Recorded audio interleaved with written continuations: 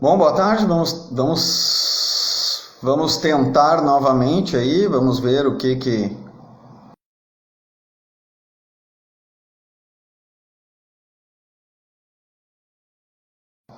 ocorre, né? Se não, vamos tentar para outro momento aí. Vamos ver se conseguimos sanar essas questões aí, esses problemas técnicos.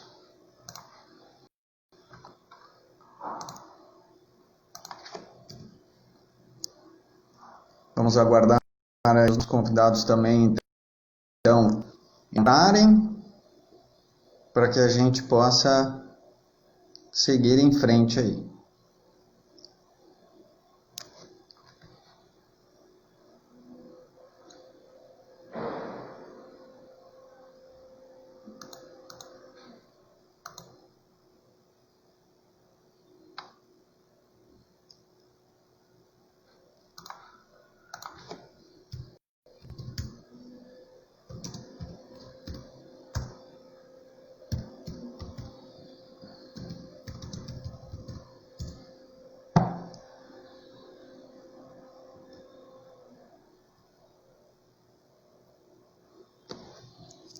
Agora o Fischer entrou. Vamos fazer esse teste novamente. Vamos resolver de alguma outra forma aí, de alguma outra possibilidade. Deu, agora sim. Alô, Fischer, agora sim. Agora sim. Agora sim. Como está, Fischer? Tudo bem? Tudo bem. Eu já falei, tem gente que me ouviu, tu não ouviu. A comunicação minha contigo que não estava funcionando de maneira nenhuma. Vamos ver se agora... Estava dando um problema no meu aparelho, no meu telefone, né? Então, eu não tinha um retorno da tua imagem. Exatamente. E da sua voz. Mas os outros nos viam. Os outros nos viam, então estava dando algum conflito. Eu reiniciei meu telefone e voltou a funcionar. Tá ótimo. Então, Fischer, o nosso call ao vivo hoje, né? Perdemos aí um tempinho, vamos tentar reduzir a nossa fala para uns 10 minutos. Eu já apresentei a turma, espero que todo mundo tenha os componentes da nossa comissão.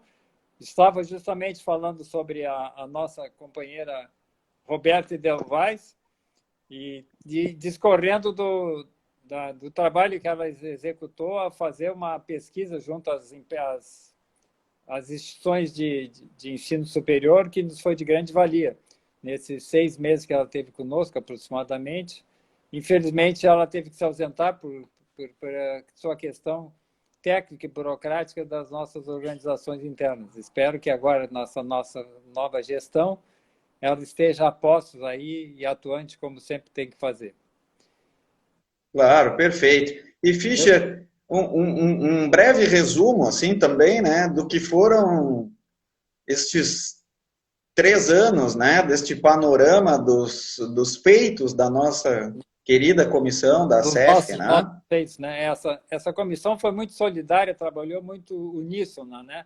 E também não é para menos, né? Aparentemente, nós estávamos nos defrontando com uma situação adversa muito grande, né? E logo no início nós fomos assolados primeiro a grande procura do mercado internacional sobre as instituições de ensino nacionais, né? E isso trouxe um grande alvoroço e grande movimentação, inclusive empregatícia da parte dos docentes que atuavam nessas instituições.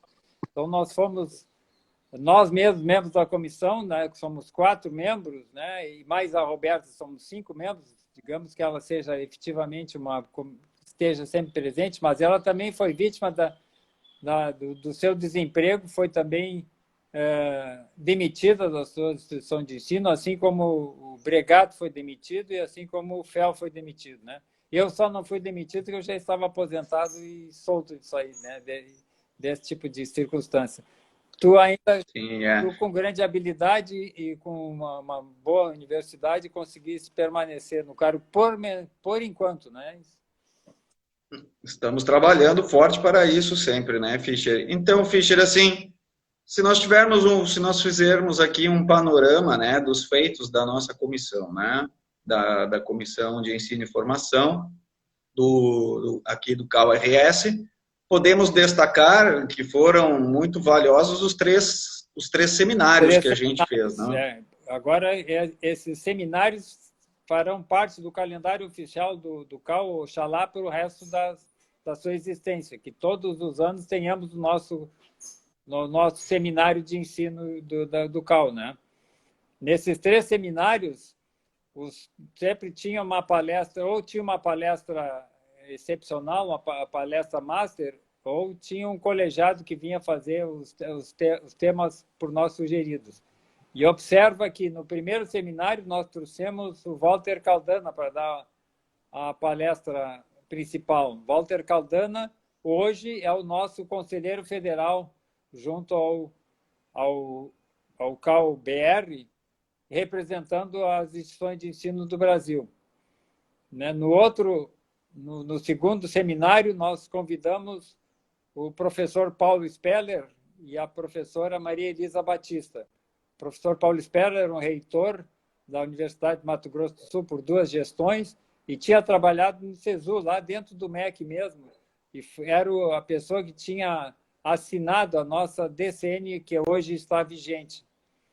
E essas pessoas passaram, esses 2 palestrantes passaram a ser pessoas protagonistas de outros eventos importantíssimos dentro tanto do nosso CAU quanto do cenário nacional.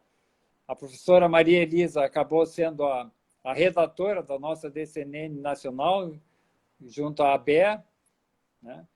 Então, nós temos uma nova DCN, cuja coordenação de toda a redação foi feita pela Maria Elisa, e o Paulo Speller, de tão impregnado que ficou das nossas façanhas com ele, que ele acabou sendo convidado, junto com a Maria Elisa, para ser nossos pareceristas diante de uma circunstância que passou a ser importante para o CAU, que é de instruir os leigos magistrados do judiciário a respeito das conceituações principais do nosso ofício. Né? Esse alvoroço criado pelas instituições mercantilistas em adquirir as entidades de ensino do Rio Grande do Sul, quando chegou um determinado momento, né, passaram a precarizar de alguma maneira até na agitação desse tipo de atividade, que não era do seu ramo principal, provavelmente, e tivemos que nos recorrer do judiciário para que pudéssemos fiscalizar condignamente aquilo que é o nosso dever, né, a existência do nosso CAU, que é zelar pela qualidade da formação dos nossos futuros colegas, né, na sua formação. Era isso é uma questão que a gente ainda tem o judiciário pela frente também depois, né? Aquilo que a gente sempre faz com que seja conceituado como a nossa identidade profissional, que ainda está um pouco numerosa. Oi? São questões que a gente ainda tem muito pela frente também, essas questões dessas ações, né, da precarização do ensino em relação ao próprio EAD, né?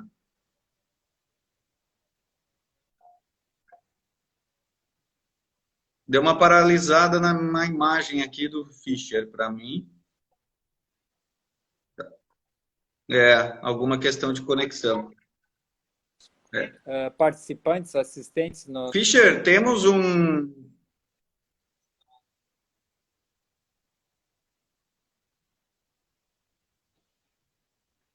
Fischer, me escuta?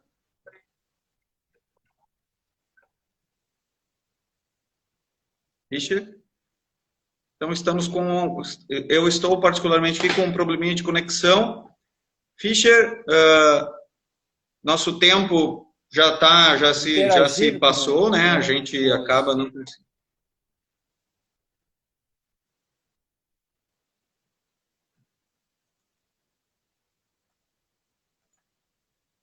Alô, Fischer? Então, o Fischer está com algum problema de conexão, eu não estou conseguindo ouvir ele, né? E o nosso tempo que tínhamos programado acabou já se passando. Vou chamar, então, o nosso colega conselheiro, o José Arthur Fel. Fischer, muito obrigado, então, pela sua participação, tá? E vamos alinhando aí, conversando. Vamos chamar o José Arthur Fel aqui agora, então, para a participação. E logo depois já falamos com o Bregato.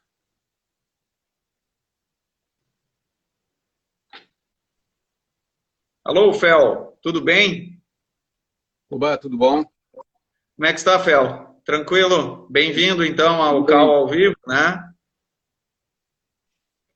Tá me ouvindo? Então, estou te ouvindo perfeitamente, te escuto perfeitamente. Então, Fel, seguindo com a nossa programação, o Fischer, estávamos com alguns problemas de conexão, né? Mas conseguimos relatar brevemente o que foram, rapidamente, esses últimos 3 anos, né? Principalmente em relação aos seminários, né, que a gente teve. E o Fischer estava comentando agora sobre a questão da precarização do ensino, né, em relação a esse descuido que estão tendo em relação às próprias universidades, né, os grandes grupos e as grandes corporações fazendo estas aquisições dessas instituições, né, e a partir daí o ensino acaba se precarizando e o EAD acaba vindo com força muito grande também, né? Então, Fel, sobre esses desafios aí agora para frente, né? O que tu pode nos trazer também? Bom, nós temos aí, vamos dizer assim, algumas...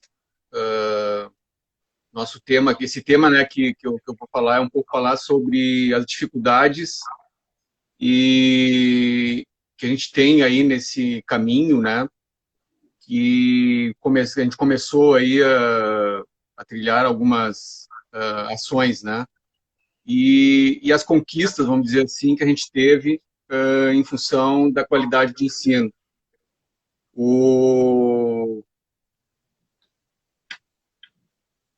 Uma das dificuldades assim que eu vejo que a comissão de ética e disciplina, né, ela digamos assim, tem percebido, né, e que a gente tem a impressão de que isso vai continuar, mas que fica como algo para os meses aí, né, os anos que vem pela frente aí para continuar trabalhando.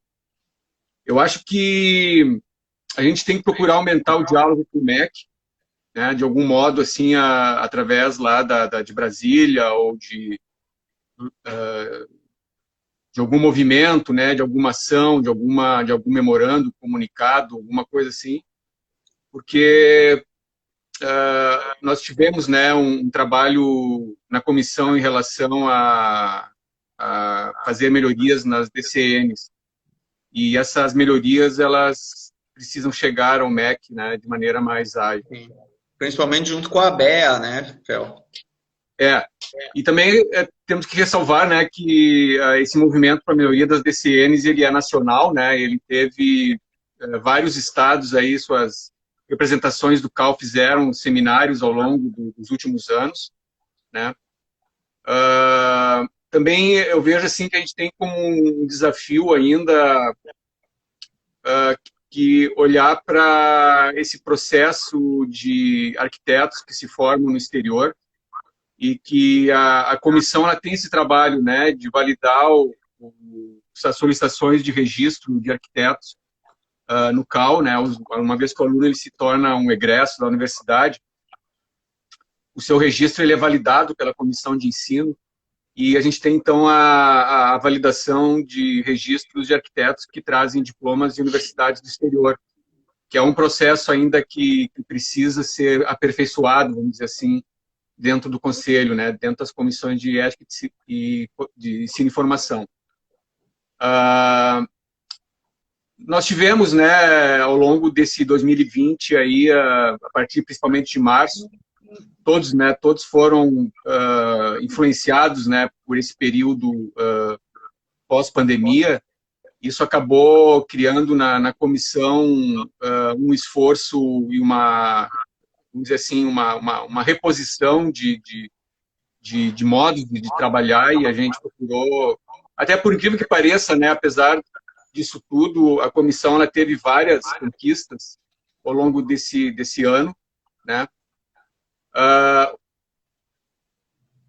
Um pouco assim vamos dizer assim, de enfrentamento, um pouco de conquista que eu gostaria de falar, foi que em 2020 a gente concentrou muito a nossa atenção em cima da extensão universitária, né? Fizemos vários contatos com os coordenadores, né, com os cursos, elaboramos, vamos dizer assim, uma deliberação que foi disponibilizada, né, para todos os coordenadores de curso, falando sobre uma compreensão boa de atuação sobre o escritório modelo e, vamos dizer assim, os alcances e as limitações, né, tanto do escritório modelo como da empresa júnior. No último seminário que a gente teve agora, né, o 11º seminário de ensino, a gente procurou trazer essa ideia de que é extremamente salutar, né, que os cursos de arquitetura tenham a extensão universitária, né, que, ao nosso ver, né, ela tem assim uma contribuição muito forte daquela carta, né, que trata do EMAU, tá? A famosa carta chamada Poema, né? Mas que tem algumas ressalvas, né, que a gente tem que fazer, que é, vamos dizer assim,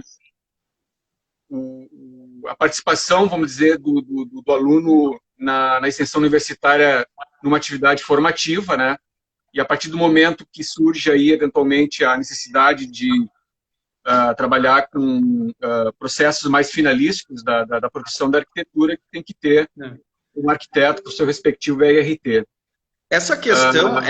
Essa questão do EMAU é que abre muita margem, né? E tem muitos escritórios modelos que a gente vê, muitos EMAUs que acabam desenvolvendo o projeto completo, né? E, claro, é uma linha muito tênue, né? Do que o escritório modelo pode fazer, né? E do que é a vida do profissional, mas é importante que fique claro a relação do que é o profissional que pode fazer, está habilitado, formado, e ao que cabe ao aluno, né? Mesmo que ele tenha uma orientação. E aí essa deliberação que tu colocou, né, que tu traz para nós, que a CF desenvolveu e foi aprovada na plenária, ela busca essa orientação também. Exatamente. Vamos dizer assim, dificuldade, né, que a gente percebeu aí nos últimos anos, principalmente, né, já é uma coisa que vinha ocorrendo de um modo ou de outro, né, antes do período da pandemia, vamos dizer assim, o estilo de aula remota, né, onde prima muito pelas ferramentas da educação à distância, e que com, vamos dizer assim, as novas condições que a gente tem aí no período pós-pandemia, assim, foram mais reforçadas por todas as instituições de ensino. Então, esse é um enfrentamento que deve se continuar, né?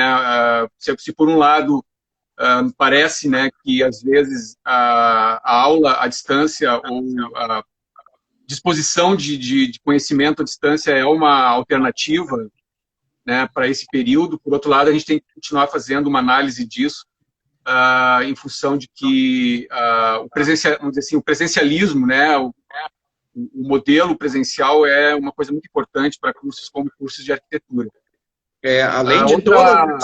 Além de todas essas questões que a gente teve em relação à EAD, surgiu a pandemia ainda para reforçar todo esse trabalho, né, Fel? E aí, nossa, foi bem árduo, né? E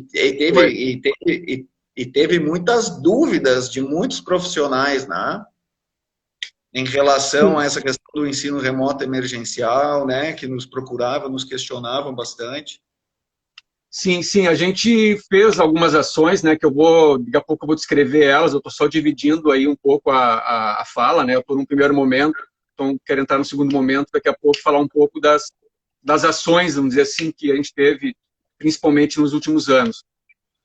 Uma das desafios, assim, vamos dizer, que eu acho que a comissão tem que continuar e tem que achar meios, não achar meios, mas talvez continuar com os meios e aperfeiçoar os meios, vamos dizer assim, a integração e o diálogo, né, com coordenadores e com os professores. Temos que procurar aumentar isso, e se tiver algum professor ou coordenador assistindo, né, é bom que saiba que a gente tem hoje dezenas e dezenas de cursos de arquitetura no estado. Se eu não me engano, deve estar perto de 60 esse número, e muitos cursos que ainda não têm alunos, não tem turmas de formando, né? E a gente não tem conseguido, digamos, talvez por uma dificuldade própria de cada coordenador ou professor na sua unidade, né? Por seus compromissos, né? A distância, os quilômetros que tem pela frente aí, ter, assim, digamos, esse diálogo ainda com a comissão de ensino e formação. Mas eu acho que a gente tem que tentar reforçar isso, né? E tentar aumentar a participação de coordenadores e professores junto com a comissão de ensino e formação. Tá? Bom, numa segunda parte e parte final, ainda tem alguns minutos aí, né, Spinelli? Tem 5 minutos ainda, Fel. Tá. É rapidinho. Eu vou falar agora um pouco, né, de que eu considero assim conquistas que a Comissão de Ensino e Formação teve nessa nossa gestão. E também tem que relevar que muitas dessas conquistas elas vêm já de gestões anteriores, elas vêm sendo trabalhadas e vêm sendo renovadas pela gestão atual, que terminou, na verdade, né? Nós temos agora, a partir de janeiro, praticamente, a gestão nova, né, que vai continuar aí com o Spinelli e outros integrantes. Bom, o Cláudio já falou de algumas coisas, né, mas eu vou renovar aqui, né. A gente teve esse trabalho que foi a análise dessas contribuições para melhorar as diretrizes curriculares do curso de arquitetura, né. Disso resultou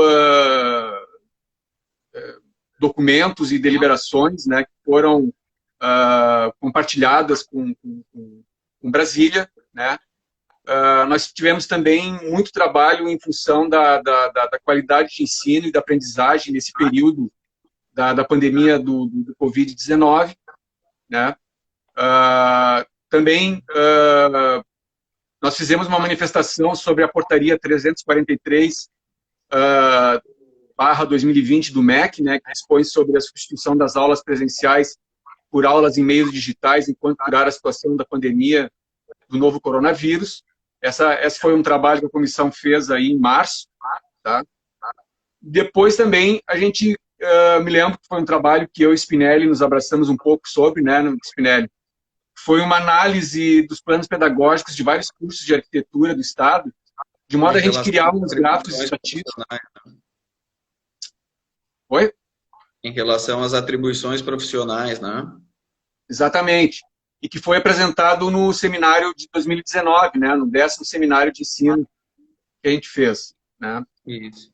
O outro ponto que a gente tem também da comissão, e que tem a ver com aquilo que eu falei lá no começo, né, que tem a ver com vamos dizer assim, o registro de profissionais que saem dos seus cursos, né, e pedem registro no CAL, que tem a ver com o arquiteto que se forma na universidade fora do Brasil, principalmente nas universidades europeias. Foi um diálogo, assim, umas propostas e um trabalho que a gente fez em relação aos ECTS, né, que é o Sistema Europeu de Acumulação e Transferência de Créditos Estudantis. A gente tem uma orientação, né, do CAL, da Comissão de Ensino e Formação lá de Brasília, de 2015, né, que nos dá orientações sobre como fazer essa compatibilização dos créditos que os alunos trazem do exterior. Todavia, muitas vezes, o aluno, em vez de trazer os créditos, ele traz também a quantidade de horas que ele fez lá.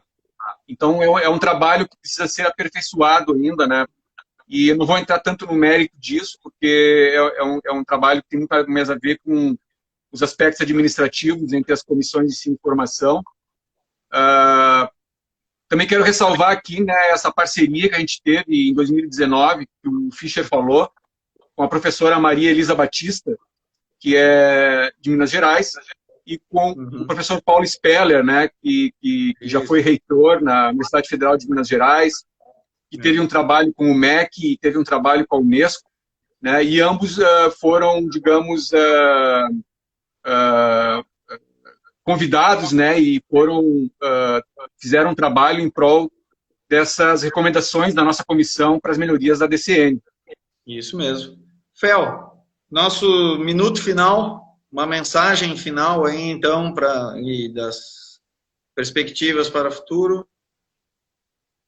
Eu acho que as perspectivas para o futuro, né, elas têm a ver com, digamos assim, a comissão continuar com aquilo que já foi plantado, aumentar o diálogo, vamos dizer assim, com os coordenadores, com os professores, né, e esse tema, vamos dizer assim, da extensão universitária, né, que é uma coisa muito positiva e alvissareira dentro dos cursos de arquitetura, e que também tem que aumentar o diálogo, né, vamos dizer assim, sobre isso com as coordenações e com os professores.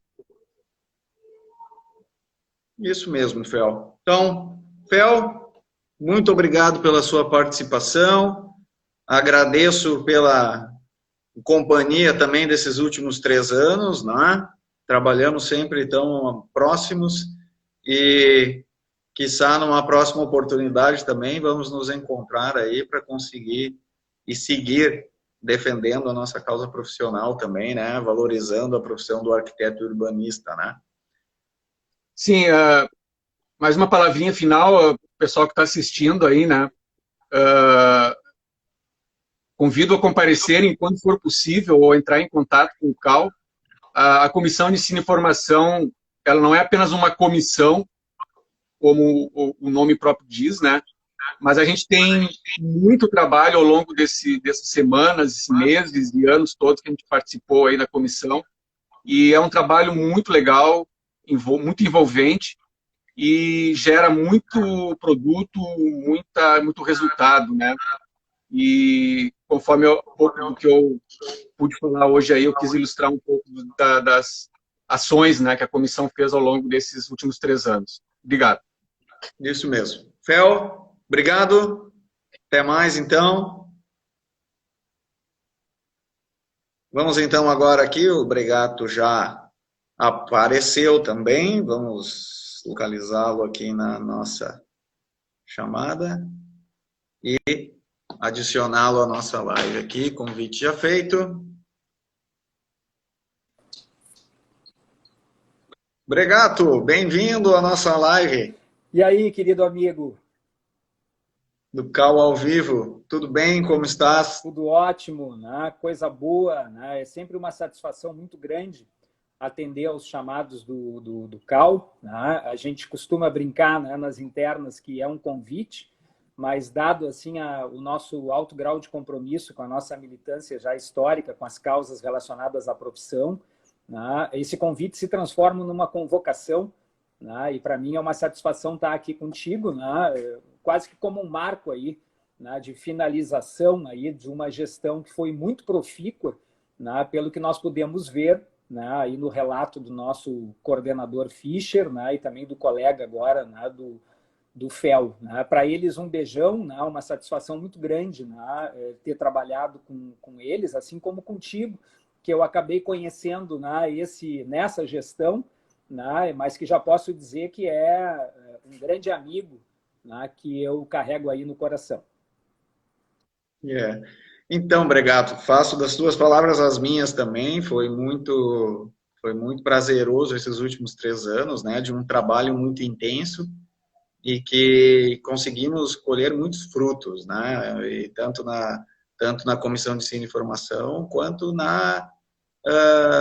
no Conselho em geral, né. Acho que o Conselho conseguiu trazer uma visibilidade muito grande para a profissão do arquiteto urbanista, uma valorização da profissão, né?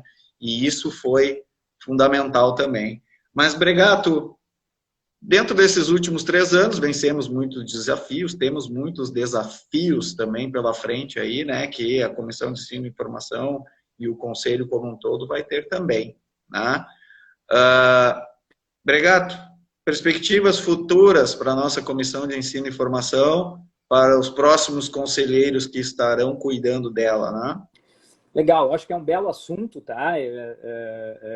Claro que vale a pena, né, a gente se referenciar sempre, né, ao trabalho que já foi feito até então, né? Eu tive a oportunidade e o privilégio, né, de ter participado da gestão fundadora do CAL, né, na companhia do Cláudio Fischer, né, e desde lá, né, ou quem sabe até antes, né, na nossa atuação já no IAB, muitas dessas discussões, né, relacionadas ao ensino de arquitetura acabavam norteando, né, todo o nosso debate, né, que acabou criando corpo, claro, né, até por dever de ofício dentro do exercício das comissões.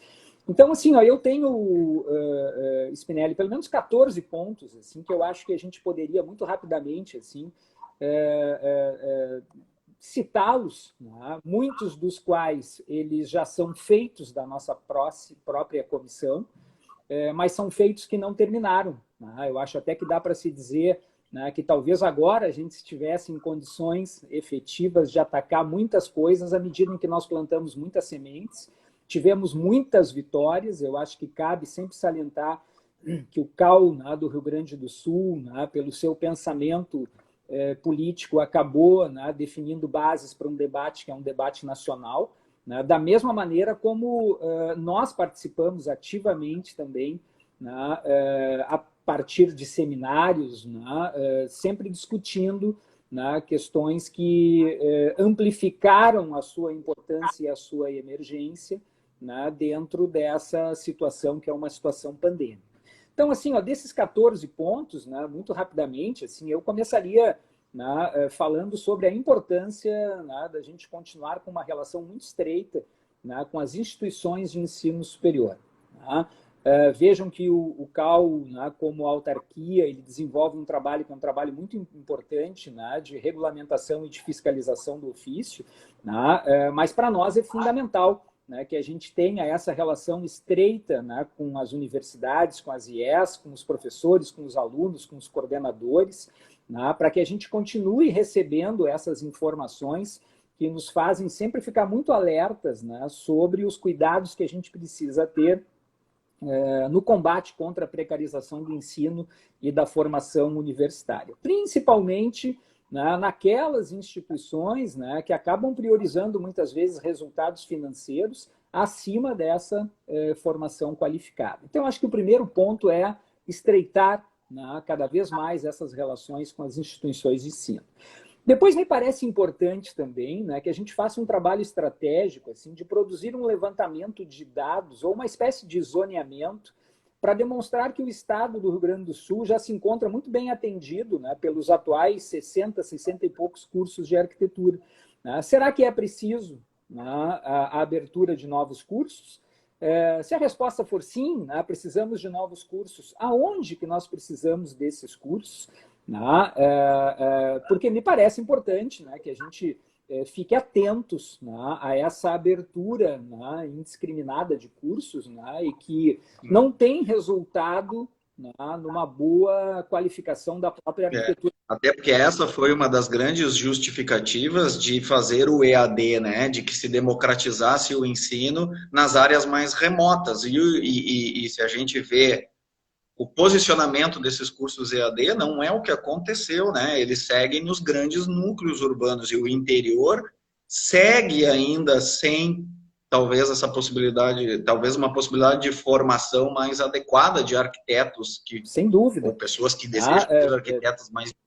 É fundamental também, né, aprofundar esse debate com relação à normatização da extensão universitária, e o nosso propósito ele sempre foi único, é definir as áreas de atuação exclusivas relacionadas ao ensino e à aprendizagem, né, com o propósito de evitar sombreamento dessas atividades com as atividades exclusivamente profissionais. A mesma coisa cabe para o debate da empresa júnior, né, demonstrar à luz das legislações da empresa júnior e do próprio CAL-BR a inviabilidade da aplicação desses princípios, né, no campo da arquitetura e do urbanismo. Né. Importantíssimo, quinto ponto, né, aprofundar, fortalecer, divulgar, né, a importância dos escritórios modelos, né, principalmente no que tange a contribuição que os EMAUs têm, né, na qualificação da formação, né, no ensino, na aprendizagem dos nossos alunos, mas também com o mesmo propósito, né, estabelecendo essas linhas de corte capazes de fazer até onde vai, né, uma determinada ação universitária, né, para que ela não entre no campo que é o campo específico da atuação profissional. O nosso debate, né, Spinelli e colegas, ele já estava muito aquecido, né, com relação ao ensino à distância, quando a pandemia nos pegou, né, e na realidade nós nunca fomos contrários, né, ao ensino à distância, sempre tivemos muito cuidado em deixar clara a nossa posição, né, de que nós não somos contra o ensino à distância como uma ferramenta. Aliás, né, desde muito tempo, os professores, até pela o estreitamento para com a tecnologia, afinal de contas, os escritórios de arquitetura são totalmente informatizados, nós já tínhamos muito acesso, né, a essas técnicas digitais. A questão é quando a ferramenta se torna modalidade. E me parece que aí entrou, né, o nosso grande debate, né, fomos pegos de surpresa, né, quando foi definida, né, de que a carga horária mínima passaria de 20% para 40%, e isso, né, sem dúvida, né, acabou nos alertando, né, a ter um cuidado especial para definir, né, quais são as disciplinas que podem ter, né, o ensino EAD, mas sempre defendendo aquela tese de que nenhuma disciplina pode ser totalmente EAD. E, principalmente, ter muito cuidado com aquelas disciplinas que geram, né, atribuição profissional, né, para que não haja, aí sim, né, um distanciamento, né, daquilo que é a raiz, né, do nosso ofício. O ensino remoto emergencial, ele permitiu que as universidades ficassem ativas, que os nossos alunos ficassem intelectualmente ativos, né, mas também, né, é preciso ter muito, muito, muito cuidado. Eu acho que essa ferramenta ela está funcionando em alguns aspectos, mas ela tem que estar sempre sendo analisada diante da ótica da excepcionalidade. Ou seja, estamos numa situação de pandemia, é uma situação excepcional, né, e, portanto, essa ferramenta entra, né, como uma forma de tornar viável a nossa relação, né, com o universo da formação, né, e da formação universitária. Eu acho que das grandes vitórias também foi o enfrentamento com relação ao MEC. Temos comentado muito, né, que o estudante fica 5 anos dentro da universidade, mas os conselhos ficam 50, 60 anos depois fiscalizando a ação desse profissional. E tudo nasce na universidade, né, e, portanto, nada mais natural que o CAL, né, buscasse uma relação mais estreita de comunicação com o MEC, né, sem que fosse necessário sempre a figura de um intermediário, né, a estabelecer essas relações. Então, me parece que o enfrentamento que o nosso CAL aqui do Rio Grande do Sul fez, inclusive com uma ação jurídica, buscando um canal de comunicação aberto com o MEC, né, eu acho que esse é um ponto fundamental, né, de ser desenvolvido também. Um outro debate que eu acho de extrema urgência, né, trata-se sobre a questão da docência, ou seja, resgatar a importância do professor com experiência profissional certificada em projeto e obra, equiparando, né, em nível de importância este profissional para com os nossos professores que têm belas qualificações a partir de titulações universitárias. Então, me parece que agora buscar esse equilíbrio entre titulação universitária, mas uma formação que é uma formação de base, né, comprovada em projeto, em obra, sem dúvida eu acho que seria fundamental, né, como um braço forte, né, de qualificação, né, do ensino.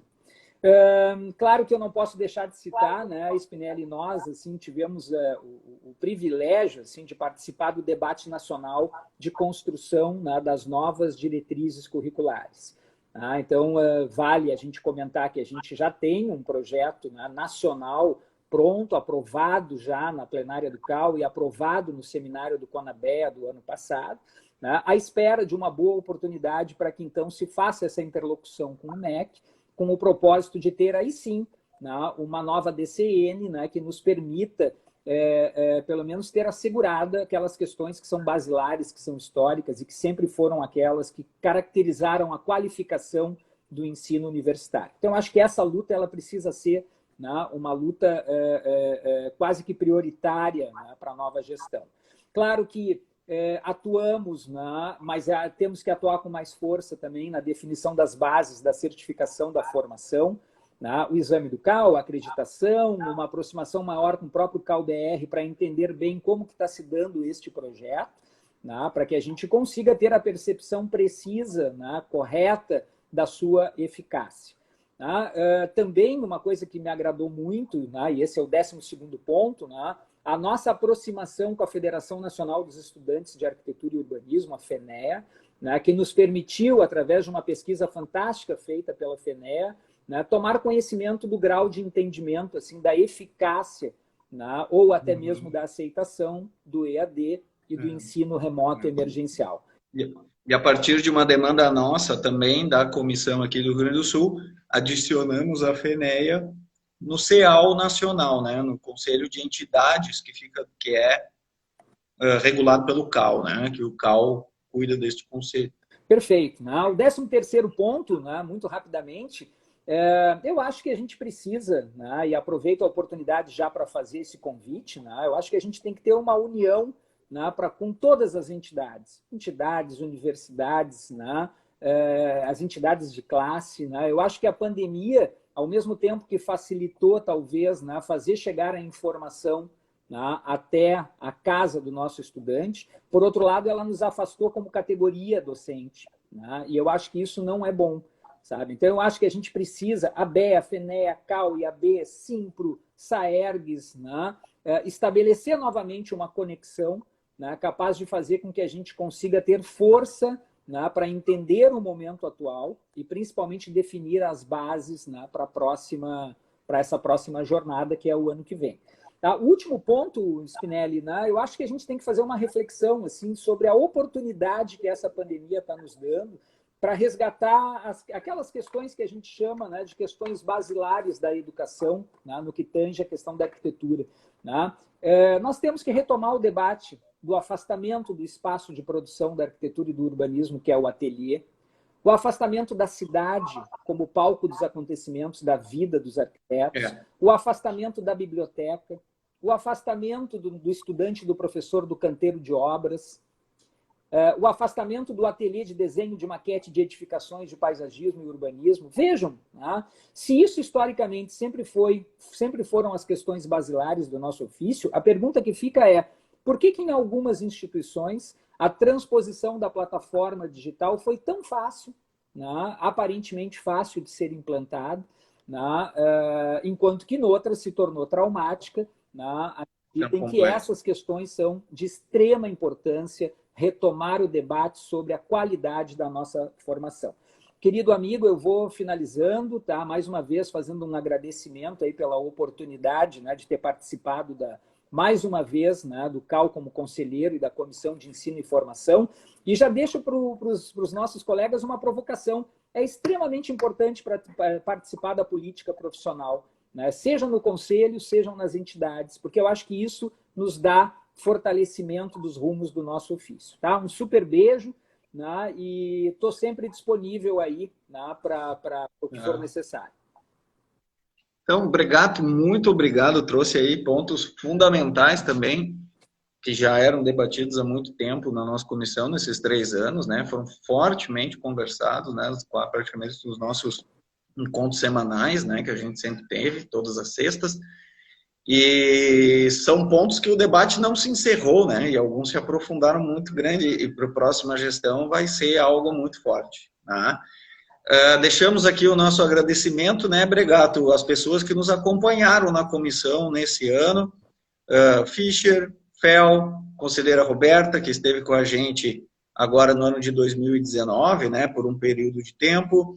As nossas assessoras, né, Jéssica, Claudivana, né, todo o pessoal da assessoria, Paulo Soares, que está nos ouvindo aqui na live agora, professora Ana né, Sé, o pessoal do que esteve setor com a jurídico. gente.